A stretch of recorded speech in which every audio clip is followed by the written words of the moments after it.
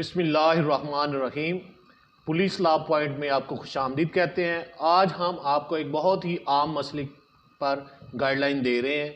वो गाइडलाइन ये है कि जब भी कहीं आपकी जेब तराशी होती है तो आपको क्या करना चाहिए। जब भी आपकी जेब तराशी हो, जिस एरिया में जेब तराशी होती है, जिसमें आपके कोई कीमती डॉक्यूमेंट्स, कोई कागजात या शनाख्ती कार्ड या ATM कार्ड या दीगर ज़रूरी कागजात लॉस हो जाते हैं, आपकी जेब से निकाल लिए जाते हैं, तो आपको फौरी तौर पर जो है ना मुतलका पुलिस स्टेशन में जाना है।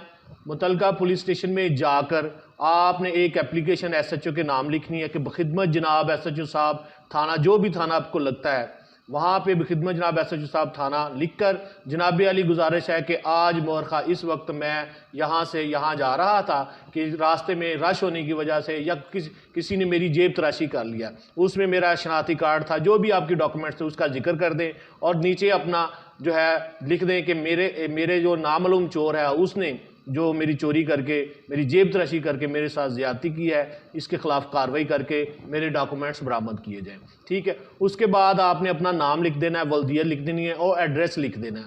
लिखने के बाद आपने अपना ID कार्ड नंबर लिख देना और फ़ोन नंबर लिख देना। ये दरख्वास्त आपने फ्रंट डेस्क पे जमा करवा देनी है। फ्रंट डेस्क के पर जब दरख्वास्त जमा हो जाएगी, वो आपको एक टैग दे देंगे, आपको एक रसीद दे देंगे। ठीक घंटे आधे घंटे के बाद आपकी एक FIR दर्ज हो जाएगी।